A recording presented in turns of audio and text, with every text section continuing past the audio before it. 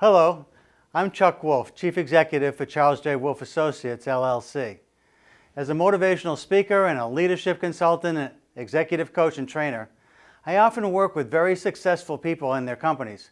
Since many can't afford a professional, I volunteer to host a radio talk show called The Emotion Roadmap, Take the Wheel and Control How You Feel, on a nonprofit community radio station in Bridgeport, Connecticut, WPKN.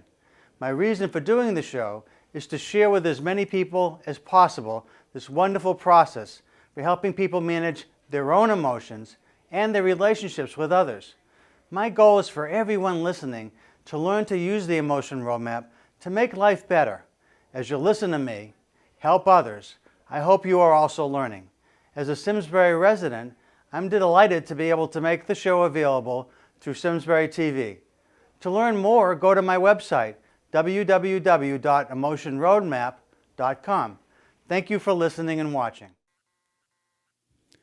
And this is Chuck Wolf. You're listening to the Emotion Roadmap, Take the Wheel and Control How You Feel.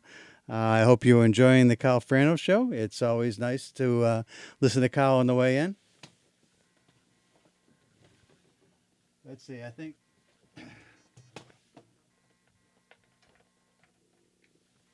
Yeah, I have to reboot this machine to make sure that the phone's working. Not sure that it is. Let's see if that phone works. There we go. We got phone action. Anyway, listening to the show on the Emotion Roadmap, Take the Wheel and Control How You Feel. This is Chuck Wolf, and it's a pleasure to be back with you. I'm here the first and second Wednesdays of each month from 12 to 1 p.m. And in talking with you today, I wanted to talk some about Memorial Day, and I wanted to give some credence and some credit to all those who have spent time protecting all the freedoms that all of us in the United States get to experience. There's been a lot in my family, I'm sure in many of your families, of people who have really spent a good part of their lives doing what they could to protect the rest of us and to provide a service that will never be forgotten and always be appreciated.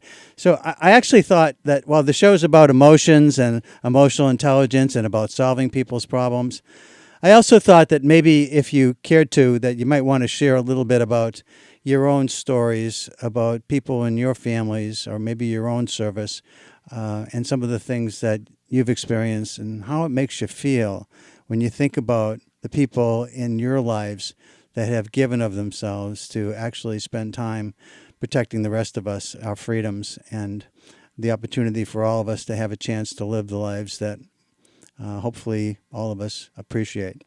So if you want to call in, the call-in number is 203-336-9756. So at the same time, I'd welcome the opportunity to talk about military and what people have done who have provided service for us to protect all of us. I also am here to answer your calls and your questions and help you with any issues you face, because the show, again, is the Emotion Roadmap. Take the wheel and control how you feel. And I'm Chuck Wolf, and I've been doing this show now. This is my 12th year doing this show. And while I'm doing the show for today to talk some about military, and I'll share a story about my own dad and some of what I take great pride in what he was able to do in serving this country. But at the same time, I also want to be here for you, because the idea of the show is to take the wheel and control how you feel. And those of you who are regular listeners, thank you so much for tuning in again. I remember somebody who was listening said, I love listening to your show whenever I catch it. And I said, well, what do you mean whenever you catch it? I'm on the first and second Wednesdays of the month. You should put it in your calendar, 12 to 1 p.m. East Coast time. You know, I'm here for you. So if you've got something that you want to talk to me about that's a concern in your life, that's a challenging situation that you face, that is causing you some uncertainty, some doubt, some confusion, anything to do with what's happening in the world, in your world, that's specific to you and your work situation, your life situation, your home situation, whether it's something in the workplace, something with family, something in your community. Lots of times what I find, and you've heard me say this for those of you who are regular listeners, Lots of times I find when people are stuck, when really good critical thinkers are stuck, when really good problem solvers are unable to find a way to solve a problem, it's, in my experience, almost always tied to something emotional.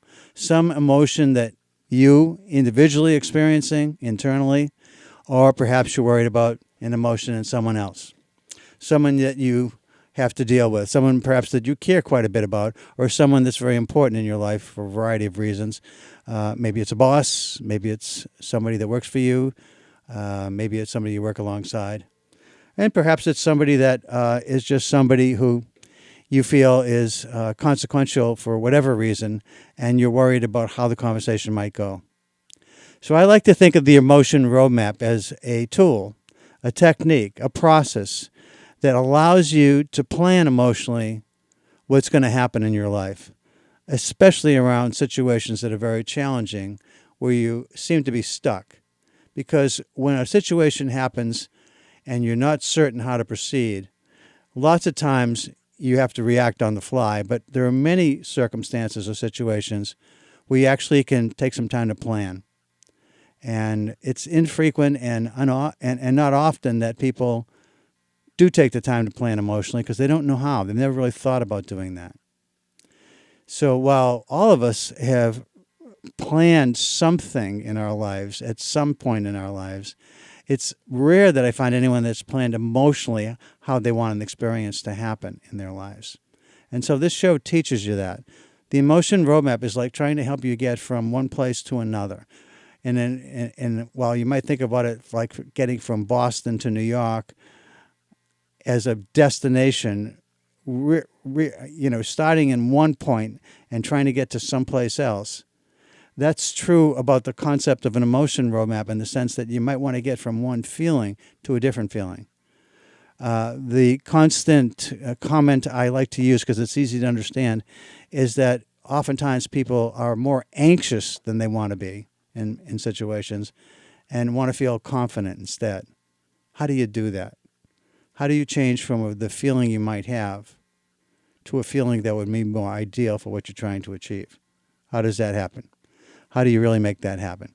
So, having said that, I'd like to just ask you to think about in your own life, if you want to call in, do you have something going on that's problematic for you, that is a concern for you, that is something that is bothering you that you have not resolved yet? And you're kind of struggling to come up with something that's going to help you to get to wherever you want to get to. And if that's the case, if it's something to do with another person and you're worried about the emotions that are in play or could be in play, depending on what you need to say or going to have to say, give me a call. Because when I help people who call in, again, all of you have listened before, you know that when people call in, I not only try to help each person and often find people very thankful for finding options that seem to magically appear by walking through the steps in this, what I call in the emotion roadmap, by thinking about what you are feeling, what you would like to feel that would be more ideal to feel, and then trying to figure out how do you get from what you're feeling to what's ideal for you, and how do you do that for anyone else that's key to what you're trying to achieve. The very idea of doing that is really an important way of thinking about how you make it happen to turn feelings that are unwanted and not helpful into feelings that are more ideal and help you to be successful in situations that you feel are really confounding and challenging. And when I'm walking you through how to do that, everybody who listens is learning. That's the beauty of what I'm trying to do in the show. I've been doing it for 12 years, so I hope that lots of you who are regular listeners are getting pretty good at this point, and that you're doing it for yourselves. So if you've got something on your mind, I'll give you the number to call in. And please call in early, because that gives me more time. And I think what happens is when one person calls in and other people hear that person get some help, then it makes it a little easier for the next person to call in. And where I have 55 minutes on air, I'm here till 12:55. It's easier for me to help you if you call in early. So the number is 203-336-9756. 203 336 9756. And it appears the phones are working. I've had some difficulty at times with the phones, but I think I figured out with some help from Steve and Rod how to make sure that the phones are working. So it's 203 336 9756. So while I'm waiting to see if people have been waiting for me to be back on the air, I also want to just make sure that if we have people who would like to talk about any people that have served in their families, or if you've served yourself, the feelings you get knowing that you've done something really important for our country. Just talking a little bit about what it feels like for you or someone you know that's done that to serve our country. Hi, this is Chuck Wolf. You're on the air. Who am I talking to, please? Hello? Hello, WPKN. Yes, hi. Hi, how are you? I'm good, thank you. How are you doing? You don't mind giving me a name so I can just address you? My name's Dave. Dave, thanks. Oh, man. Okay, you there? Yeah, I'm here. Okay. I got a real situation right now. I'm a tile setter, and the job is going really bad right now. And there was a lot of things that I should have saw or someone should have picked up on. And now everything is getting thrown out. That's not right. We're trying to make it right. And I got a guy that works for me, and he's awesome. He is. He's a great guy. He's a really good tile setter. And he's having a little bit of difficulties with it, and I'm having difficulties with it. One thing, the client is awesome. He really is. But he is an architect, a designer, so he knows what. You know what? I'm having a hard time hearing you. Your phone's breaking up. Damn it! You know, I'm out of service. I'm in one of those stupid. I'm in a beautiful spot in Connecticut. But, It doesn't work. I'm sorry. Yeah. Well, at least I said something. Yeah, I'm sorry. If you can find a better place to come back, maybe, because I don't think I can help. No, it's only going to get worse the further I drive. Well, I can hear you right now. You want to try again? Yeah. No, you can hear me right now, but you're not going to hear me in 3 minutes. Okay. And this is a 10-minute conversation. All right. Well, look at man. Thank you. I'm sorry I couldn't help you with it. I'll talk a little bit about just when you're stuck, but maybe you can keep listening. I'm sorry. Maybe from a different spot another day. I'm here next week too. So anyway, I hope it works out for you. I'm sure I'm going to still have the issue next week. Okay. Thanks a lot. All Take right. care. Bye-bye. Yeah, it's tough with cell phones. We love technology. I do too, and it's funny how you get mad when you have an experience and you want to be able to talk with somebody from your car. I mean, if you think about it, if you think about it, years ago it was never an option, right? I mean, all of a sudden cell phones appeared, and now we get mad when we can't talk from our cars. I get upset. I have friends in California or even, in other countries, and I'll be talking to them in my car, and then the signal gets dropped, and and I get upset too when that happens, and it's like, really, you got upset because you couldn't talk to somebody in Europe from your car, or you couldn't talk to somebody in California from your car, and calm down, So anyway, let me talk a little bit about when things go wrong. I can't talk specifically to the person, but I understand the concept of a job going poorly. Now, there's often lots of reasons why jobs go poorly. Sometimes one person is mainly at fault, but it's usually multiple things that happen more than just a single individual or a single incident. The best I can say without knowing more is that failure happens to all of us. And when we fail at something, the question isn't if we'll ever fail again, because we will, because part of being alive is that we're going to fail at times. But the other concern is, what do we learn from failure?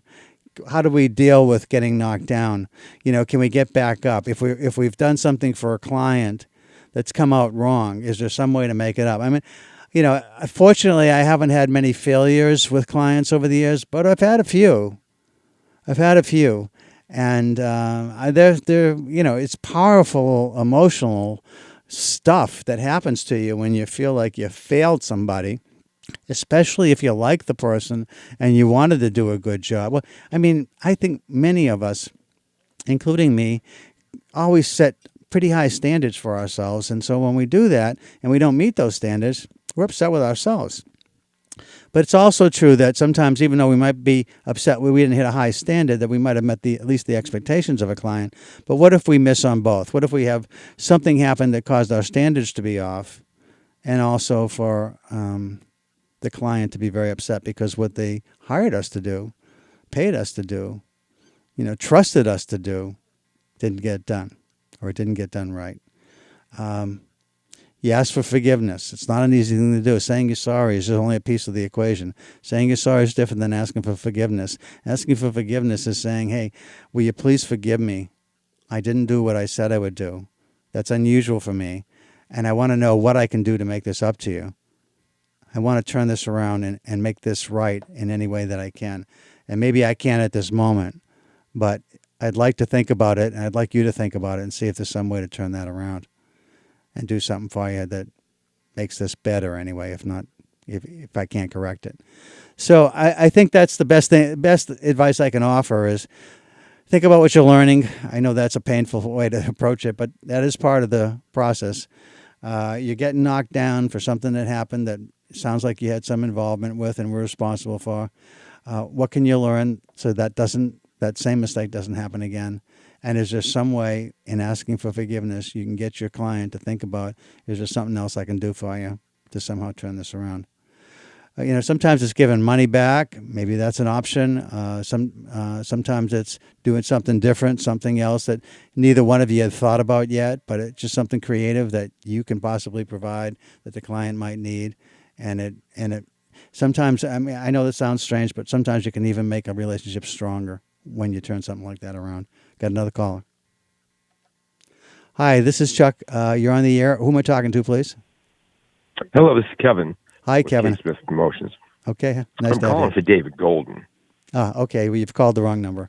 This is the radio show you've called, and so unless I can help you with something, you want to call 203-331-9756. You called 336. Okay. All right. I'll call there. I'm so sorry. Thank you. That's righty. Bye-bye.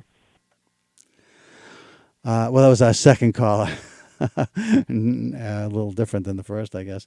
So if you want to call in and you've got something that you're concerned about, that you want to talk about, like our first caller, it's 203-336-9756. 203-336-9756. And again, if you've got somebody that you'd like to talk to us about that served in the military, that you have a story to tell and about how you felt about that person's service, I'd welcome that as well. We just passed on Memorial Day, and I hope that a lot of people enjoyed that, that holiday, but also spent time reflecting on what that holiday is about. And it's for all the people that have passed on. Hi, this is Chuck. You're on the air. Who am I talking to, please? Yeah, hi, Chuck. Norm. Noam? Norman. Norman. Hi, Norman. Yeah. Thanks for calling in. Yeah. Well, you're welcome. Yeah. Well, this is kind of interesting. You're like a therapist over the radio. Is that what you feel like you are? What's that? A therapist. Well, I used to be a therapist, actually. It's one of the things I've done in my career. I used to do that a while back, and but over the years, one of the things that I found that was really interesting to me, Norman, was this whole new science of emotional intelligence and the idea that so many people struggle with emotions. And while we get some learning about emotions, it's usually trial and error. And I thought bringing this science to people and helping people understand that there's a lot more you can do to control your emotions and not repress them, but just use them differently. And that's what the show's about. Yeah. Yeah. Well, it's like acknowledging these feelings, but sometimes you don't know what to do with them. Often. Right. Yeah. The reason I'm calling is because ever since I was a little guy, growing up in Brooklyn, my dad, he abused us. I'm sorry to hear that. I know he abused me in a sexual manner, and my brother, I don't know if it happened to him, but I know it happened to me, and even at this stage of my life, I'm not a young guy anymore. Yeah. These things pops in my mind, and Sure. I've gone through a lot of workshops and some therapy and all. It affected my life because Right. with relationships with lady friends, and it's my own sexuality. Right. I know I'm not gay. I prefer ladies, Yeah. but this is something that's just embedded in the back of my brain, which I think I forget. I let go, but actually didn't. Right. It just keeps popping in now and then. Now and then, it's not like bring me down or I'm going to commit suicide or anything like that. It's just something in us in there that I don't know how many other people go through this. Back in the days when all this happened, I didn't have any therapy back then or child abuse programs, Right. this kind of thing and that. Right. So I don't know what the hell it goes. So it's best to talk about it. Well, And let that's me. what I do. I'm going to offer you something that might be helpful, but I also am just kind of curious. All these years, because you sound like you've been around for a few years. So, all these years, you never mentioned this or talked with your brother about it. I'm curious about that. How come? Yeah. Well, that's a good point. Yeah, I'm glad you asked me that because I did a while back. Oh, I don't know, about 25 years ago. See, right now I'm 81. I just turned 81 in April, Yeah. and I wrote a letter. It's like I was channeling. I was going to this workshop down in Westchester, and while I was waiting for the workshop to begin, it was on working on your self esteem and all this other things. I sat in the lobby and I had a pad and I started writing and I wrote and I wrote and I wrote. It was like I said, it was channeling. I was channeling my feelings, my thoughts Right. came out through the pen, and I was like automatic writing. And so I made copies. I sent them to my older brother and my younger brother, and the response I got was, why are you bringing the skeletons out of the closet? Instead of saying, well, yeah, this is, instead of talking about it, They didn't want to talk about it. They didn't want to think about it. being more not emotional, but conscious and giving and expressing themselves. And I have a feeling it happened to my older brother, not my younger. But anyway, Yeah. so that, it was never, I could never express anything within the family. Yeah. And I tried to tell them when they approached me about the letter that I wrote, I said, well, I'd rather talk to my family than have to go to strangers, So, it's so criminal that happened to you, and it has happened to so many people in so many different yeah. situations in life, and the trauma that causes, it never leaves you. I mean, so I understand why you've lived with it all these years and why it continues to pop back up for you, and that your brothers didn't want to talk about it is because most people want to bury this stuff. And they just want to Yeah. repress it. It doesn't go away. It's just in there someplace. But it is going to pop back up for you, like you've said. And so let me see if I can help you a bit, Norman. That's why you called. And let me see if I can give you something that won't cure this, but may be helpful to you. Yeah, well, anything would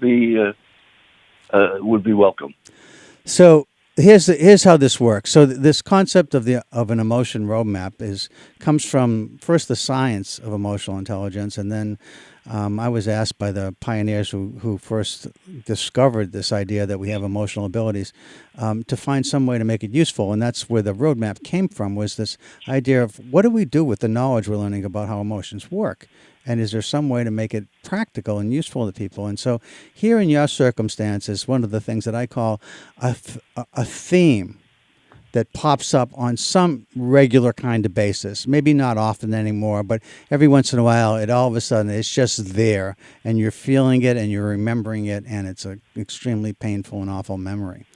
And so, because it comes up periodically, and it will always be with you, the question that I want to raise for you is: how do you feel when it comes up? What are the feelings that get generated for you? And then, and with those feelings, what do you say to yourself when that pops up? And then, how do you want to feel instead of what you feel? Is there a way to change the feelings and change the self-talk? So that's where we're going. So the first thing I want to ask you is just to think about, how do you feel when this memory pops back up for you?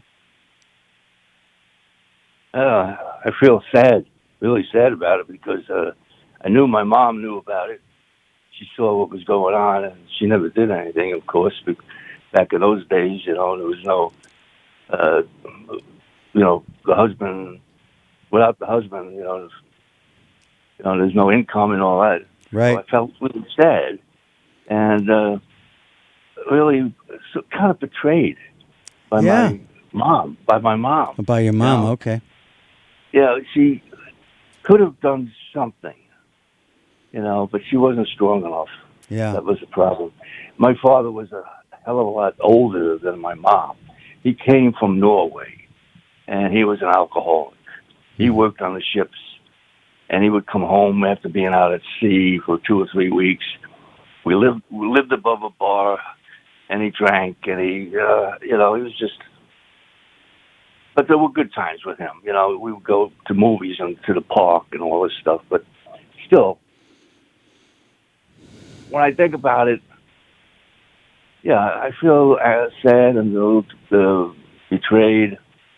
And then I just shut the door momentarily until the next time it comes up.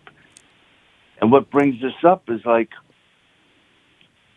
my gender. Can I tell you about a dream that I had? Sure. A recurring dream when I was younger? Sure. Okay. I was walking on a wall, a tall wall, and there were blue bubbles on one side and pink bubbles on the other. And I started to fall, but I woke up before I knew where I fell, either the pink side or the blue side. So I was having a little gender problem there, Right. But, I got married and I had children, and, I went through the whole scenario, and I felt like this was something that people do, get married and have kids. It's a lot different than, in those days, I guess, than it is today. Right. And I did get divorced eventually, too. But the gender problem is not a problem. I don't look at that dream as a problem. It's just like I was so. When I realized what that dream was, it really took a load off my shoulder, because I was having that dream, like I said, a recurring dream almost every night, and it was really weird. This happened after the sexual abuse? Yeah, I mean, later on in life. I was about 45, going on 50, something like that. Yeah. When I worked it out, I figured it out. Through all my workshops and the therapy that I was going through, finally started dawning on me what that dream was, and and why my father did what he did. I figured he was the man was a drunkard, and my mom was young. Like I said, a lot younger than my father, and who would want to go to bed with a man who smelled of cigarettes and liquor and have intimacy with him? Right. So that didn't happen, and this is why this happened with me. What I'm talking about with this abuse. So it was a weird situation Okay, back well, then. Norman, so this is obviously deep therapeutic stuff you're talking about that Yeah. Oh yeah. I can't help you with it totally. But let me see if I can walk you through where some things that might be helpful. So here's Yeah. a couple of thoughts I'm having listening to you.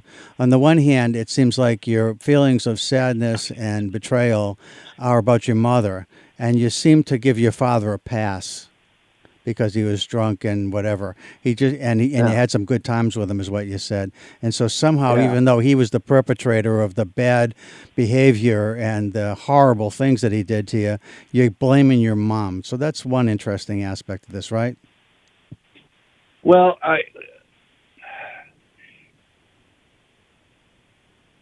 in a way, it's not blaming my mom. It's just like she knew what was going on, but her hands were tied. Okay.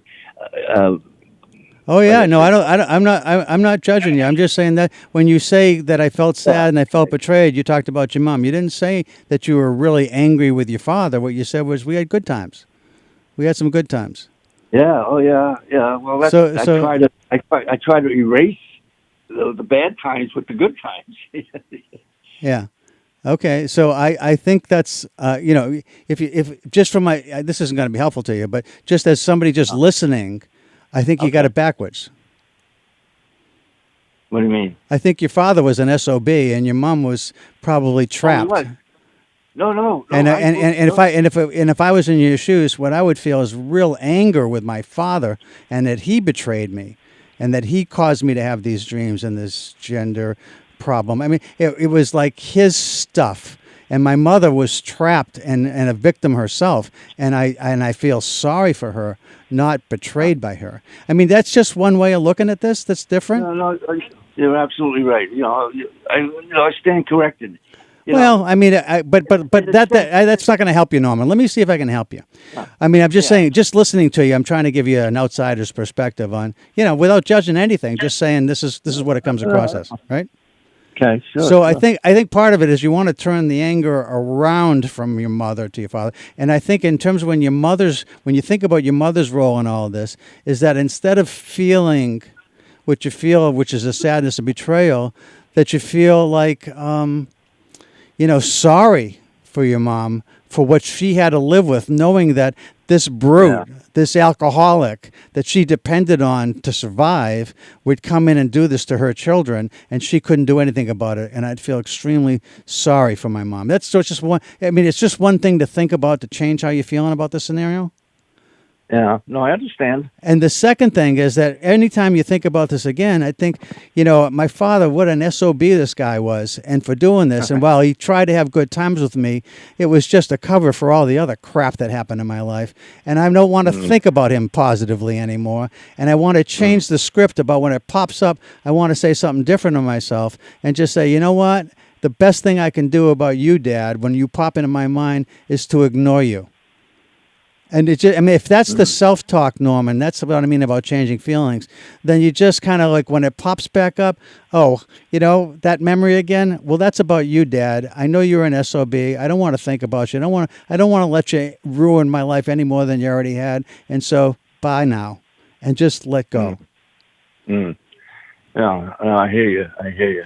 But Yeah. if you can practice, because it's going to keep popping up in your life. But if you have Oh, and yeah. I'm not saying that you necessarily have to say what I just said, but you need to find No. something, Norman, that works for you, that causes you to understand who's really at fault here, and what you can do to let go of it, so he no longer has that impact on you the way he has all these years. Because the self-talk is Yeah. what's going to drive how you behave going forward. And if you can change when this feeling pops up to a different kind of language and thoughts and words in your own head about it, you can change how you feel. Yeah. No. No, I'm feeling what you're saying. I'm feeling it. You know. besides understanding, the feeling is there. He was an SOB, that's for sure. Yep. And I love my mom. You know, very seldom those words were used. I love you, you know, between my mom and I, except one time, you know, later on in life, a lot longer after my dad passed away. Yep. He had a heart attack. But she did say to me one time, I told her, I said, I love you, Mom. This was Mother's Day. Yeah. And she turned around and looked at me and said, I love you too, Norman. So that's what you want to hold on to, Norman. When you think Yeah. about your mom, that's the memory you want. Those are your words, not mine. yeah. So that, I mean, if you Yeah. can, when these memories pop up, instead of feeling like your mom betrayed you, which, I mean, again, I can see why you'd go there. You know, we're a guy and you want to be identifying with your father, and unfortunately your father was an SOB. And he might have had a Yeah. few good moments, but he was an SOB with what he did to you. No question. Yeah, definitely a bad role model, that's for sure. A terrible role model. And so having said that, I mean, again, but you don't want to give him any more power over you than what he already, No. the amount of time it's taken in your life that you've given over to these thoughts. No. I mean, they're going to keep coming, but if you change the dynamic and you change what you say to yourself when they show up, you're going to have more control over this in a better way, and life's going to be better for you. No, that's a very good point. Very good point. And yeah, I'm glad I talked to you. You know. Well, you know what, Norman? I'm glad you did too. Not just because I think I might be of help to you, but you have no idea, I'm sure, and I don't either, how many other people are listening to this and thinking the same thing. You know, that had these Yeah. same kind of experiences, and hopefully that's why I do the show, not just to help the person who calls, but everybody else that's listening that might be dealing with this stuff too. Yeah, well, that's another thing that comes to my mind. I'm wondering how many people are in the same sort of situation, like I am, I was back then, and well, I still am. You know, like we're talking about it right now. You know, and what do they do about it? And what, you know, are there any groups that elderly people can go to who are struggling with this silly, crazy thing that went on in their life? I mean, Yeah. I'm guessing there are some probably. I'm not sure where you'd find them. I think the more important thing, Norman, is you changing you. Yeah. And you control that. I mean, you really, if you sit down when we're done on the phone here and you just think about, okay, next time this pops up, what do I want to think about my mom, which I think you just already said, and what do I want to think about when I think about my dad? Instead of the things I've been trying to say and cover up from all these years, I want to think about who he was honestly and recognize what an SOB he was and what he did was awful. And I don't want to think about him anymore. I don't want to give him any credit at all. Yeah. You know, it's maybe funny that this happened, but before I came here this morning, I was reading the Wall Street Journal, and then I believe it was the Wall Street Journal this morning. I guess the Pope just issued after years of study. I mean, there's a lot of changes coming in the church about clergy and lay people that get involved with sexual abuse, and there's going to be criminal accountability as a result of the changes that are coming out of the study group that he formed some years ago. So, I mean, again, you're far from alone in what's happened to you. That's why I'm glad we're having the conversation. I'm not glad it happened, of course, but I'm glad that we're having the conversation because so many people have lived with this stuff, and I hope this is the idea of the roadmap: is if you can change the language around certain events that were traumatic in your life in terms of the things you say to yourself when they pop back into your mind, you gain more. I mean, it doesn't make it go away, but you gain more control over it. Yeah. Well, it's an affirmation that I have to. I'll write it down. An affirmation. I was told once before. Write down a good affirmation about the situation that you want to work on, like we're talking about right now, and read that affirmation. Put it up someplace where you can see it. Yeah, something that takes you out of the darkness and into the light. That's a good idea. Sure. Yeah. I did a lot of these metaphysical workshops, you know, spiritual workshops, meditation, and all this. Living in an ashram, trying to, you know, just, you know, fix myself. I guess I don't know, but this is another way, you know. Well, I mean, there's lots of different tools out there. You got to find the right tool that works for you. I'm hoping this is helpful. No, you really gave me good input, and I appreciate that. So I'll work on that. I'll work on that. Good. I won't only work on it; I'll do it. Just do That's it. great. It's great to hear. I mean, one of the things that Yeah. makes me feel good is trying to be is when I feel like I've been helpful to somebody, and I think this potentially has a chance to make your life better, and I'm Just hoping it don't. does. Just yeah. Well, don't send me a bill now. Okay? No, that's why I do it. Well, I do it for free because life's been good to me. I've been very blessed, and if I can yeah. be helpful to people, I love sharing what I've learned in a way that's helpful to others. All right. Chuck is your name? Yeah, I'm Chuck Wolf. Uh-huh. Wolf. Okay. And you're on Wednesdays and Fridays, is it? No, it's the first two Wednesdays of each month, 12 to 1 Oh, p.m. first two Yeah, so Wednesdays. I'm on Okay. this like each month is the first Wednesday, whatever the day is, and next week Yeah. I'm on the next week as well. Yeah, at noontime. Yep. All right. Well, I'll give you a listen later on. Thanks a lot, And Norman. I might call you back and say, hey, it's working. Yeah, that's great. I'd love to hear that. Okay. All right, Chuck. Thanks, A Norman. lot. Take care. Have a All great right, day. bye. Bye bye. Okay, folks. So that's. I hope that anybody that's lived through that kind of trauma understands the power it has over you. And again, the roadmap is helpful in multiple ways. And this is just another one. It's the first time we've talked about something like this, though. So I'm glad, Norman. Thank you for the call. And anybody else got something on their mind? I've still got about 15 minutes left. So the number's 203-336-9756. 203-336-9756. Well, one of the things I did want to talk about is my own dad, but in a very positive way. My dad had some issues too, but one of the things that I take enormous pride in is the service he gave in World War II, and my dad volunteered to serve in World War II, and he went in and he was hoping to be a pilot. But when he signed up, they had more than enough people to be pilots, and they they told him he was going to be a gunner. And he became a person who sat in one of those tiny turrets on the outside of planes. I can't even imagine, first of all, ever getting in a plane where you're on the outside of the plane with just, in a small bubble of glass surrounding you and just flying in it, never mind, going to war in it.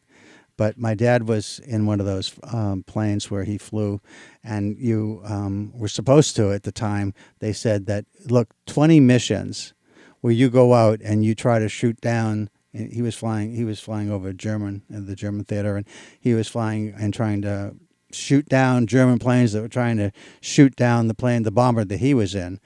And it's kind of like the OK Corral or something out of the Wild West, where you face somebody, only it's in the air, thousands of feet in the air, and you have to deal with the fact that somebody wants to kill you you've never met before because you're an American, and you're told that you have to kill somebody that's German because you're at war. And so I can't even imagine the feelings that anyone would have in that spot. And again, just how scary it would be just to sit on the outside of a plane in a glass bubble anyway, but in wartime with a gun in your hands and having to do battle with somebody else who's shooting at you. And so my dad actually was told when he went into the service that, once you fly 20 missions, your service is done. Because when you fly 20 missions, that's all we think anybody emotionally can handle. And they're probably right, but because of the great loss of lives and planes and people, they asked people that were still alive to continue serving. He flew over the Puesti oil fields. One of the missions he came back on, there were all kinds of planes that didn't come back. His and a few other planes were just a few survivors out of a large squadron that went out, and most planes didn't come back. Lost lots of friends. It was shot up one time where somebody actually hit his turret, and the glass shattered where he was sitting, and all the glass fell in on him, so he no longer had that protection. But they were able to make it home. They limped in, and he was able to. It was safe, and he was offered a Purple Heart, and he turned it down because he said, "I didn't really get hurt." but and he didn't want to jeopardize, or if he felt like if he took a Purple Heart and he hadn't really been hurt badly. I mean, he'd seen so many people lose limbs and die, and he thought, I got some scratches, but that was it. So he turned the Purple Heart down. But they said to him, his name was Sumner, or Sonny he was called, and they said, Sonny, because we lost so many others, we have to ask you to keep flying. It was just going to be a few more missions, and then it was just going to be a few more missions, and it was just going to be a few more missions. He flew 52 missions and was credited with knocking down 8 other planes out of the air, German planes. I mean, when I think about what that must have been like emotionally for anyone to, first of all, to go to war, what that feels like, to be shooting at another person, shooting back at you that you've never met before. But again, you're told that you have to shoot and kill because that person's going to shoot and kill you if you don't. And that because 20 missions went by and he lost so many friends and other planes and squadron members, that you had to keep flying. He ended up flying 52 missions, and it cost him emotionally. He was not emotionally well when this was done, and he struggled with emotions after that all his life. But he was great with us. He was a great dad. Did some things that were problematic for us too. Not like Norman's dad, but there were. It wasn't always easy, and I think part of that was the emotional damage that happened because he flew so many missions. But again, when I think about him and I think about who he was and what he did for our country and in service, he's been gone a long time. He died at a somewhat young age. I think part of that was contributed to he had heart disease and kidney failure at some point. I think partly that was the stress that he lived with when he relived some of the missions that he flew. It's kind of hard. I mean, trauma is powerful stuff, and it has a tremendous impact on us in so many ways, and it doesn't go away. We don't forget trauma. It stays with us. But it's like when it pops back up, what do we say to ourselves about it? How do we want to feel versus how it makes us feel? Do we have some controls that we can introduce that make life better? I wish I knew what I know now back then, and maybe I could have been more helpful to my dad around some of the emotional stress that he was feeling. But we had a great relationship, and it's with fond memories that I talk about him, and I think and feel very proud when I think about the service he gave to our country and how important what he did was to all of us, and to be able to protect all of our freedoms that we experience here in this country. So that's what I wanted to say about my dad. If you've got something you'd like to share about someone, a veteran that you know, or someone that's given their life or dedicated their lives to us in some form in terms of service, please give me a call, 203-336-9756. Also, if you've got something that's on your mind that you'd like to chat with me about, I still got about 10 minutes left, 203-336-9756. I'll give it in a moment. 203-336-9756.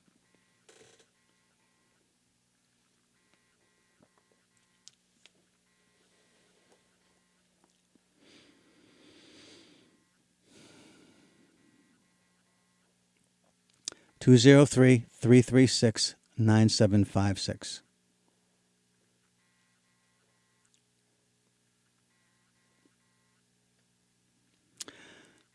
Well, until I hear from somebody, I brought another topic with me to talk about. And again, you're welcome to call, though, 203-336-9756.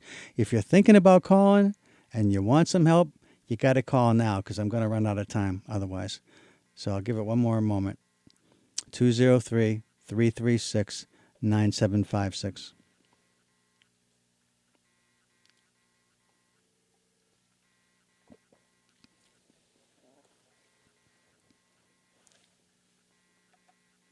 Hi, this is Chuck. You're on the air. Who am I talking to, please? How you doing? My name is, excuse me, Kevin. Hi, Kevin. Thanks for calling in. How can I help? I'm calling from my car. Hey, you're talking about veterans, etc. Yeah. How about this? My grandmother had 7 sons. 3 of them were in World War II, and 4 of them were in the Korean conflict. And they all came home. Oh, that's a great story. Yeah. My mother was the first. My father was one of the 3 World War II vets. Yep. And my mom was the first daughter-in-law, and she lived with her in-laws while they were all away, and it was tough going, but all of them came back. Yeah, that's a nice story. Yeah, The oldest was sailed into Pearl Harbor on December 6th, and the next day was a terrible day. and he still came back though. He made it. He spent the rest of the war in the South Pacific and retired the Navy as lieutenant commander. Oh wow! Thank goodness he survived. Oh yeah, my second uncle, was in the Merchant Marine, who was on Atlantic convoys from Halifax to Murmansk, and they were unsung heroes, our Merchant Marine men, because they didn't get recognized as veterans until I think the mid-'70s. That's interesting that they turned that around, isn't it? Yeah, I think It is. And, he was deserving of all that was available to him, and he took advantage of some of that stuff. Yeah, it's interesting. So all of your father and your uncles, 6 other uncles, all served in the war, They served, the latter 3, or in different wars, I guess. Yeah. Well, the latter 4 served in Korea, and one of them was in Army intelligence, and we really don't know a whole heck of a lot of what he did, but they all came home. That's a nice story. That's very nice. Yeah. Thanks for sharing it. We put it out to the Blue Star mothers of all the conflicts. Yeah. I really I think it's amazing how many people have spent some of their life protecting others and offering their lives in service to keeping us free. And I'm just very thankful to your family and everybody else's families out there that did that. Oh yeah, my son's in the Marine Corps right now, and I have another son who's a Boston cop. Yeah, that's great. So it continues on. Well, you guys all have a good day. Thanks so much for the call. Take care. You too. Bye-bye. Bye-bye. Hi, this is Chuck. You're on the air. Who am I talking to, please? Barbara from Long Island. Hi, Barbara. Thanks for the call. Yeah, I just happened to tune in. It's almost like fate. I've been thinking a lot about my father. He fought in World War II. Getting choked up thinking about it. Yeah, I understand. Yeah, he was in the 101st Airborne Division, and he fought in Europe in the Battle of the Bulge. And he was a paratrooper and a demolitions expert. And it was very difficult growing up. Another amazing. Can you imagine? It's one thing just to be a paratrooper just for fun, but to do it at wartime. I mean, it's unbelievable how courageous people had to be to do those things. Yeah. And, everything I've read or seen about that particular period in the war in the fall in December of 1944. It was really the Germans were fighting very fiercely because they were losing the war. So it was a very hard-fought campaign. And he told me that only 11 people in his outfit came back.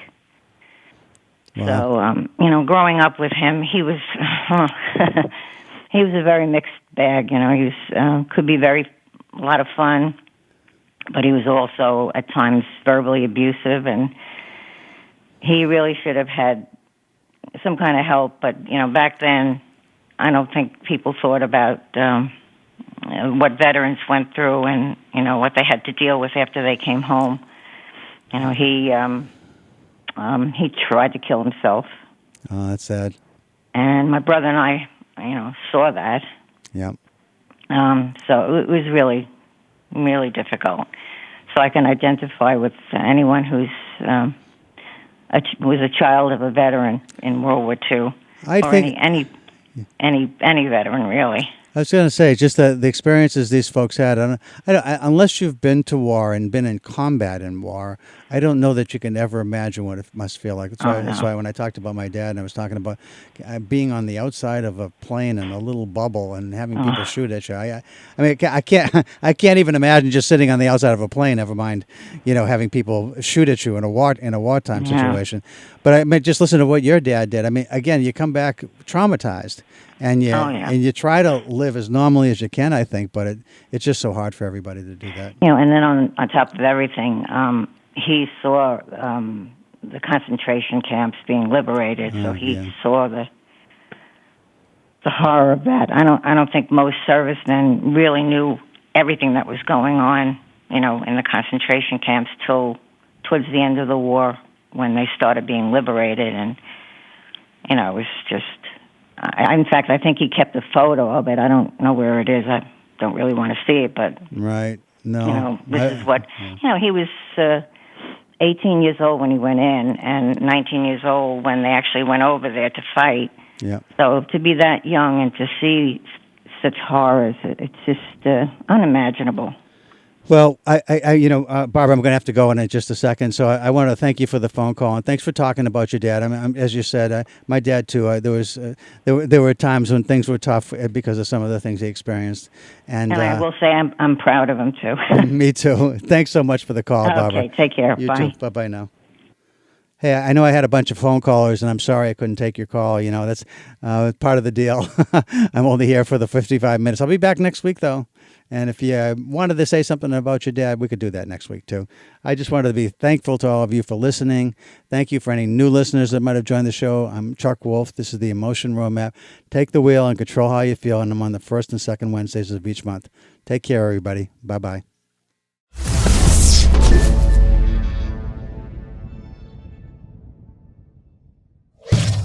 Funding for Simsbury Community Television is provided in part by contributions from viewers like you.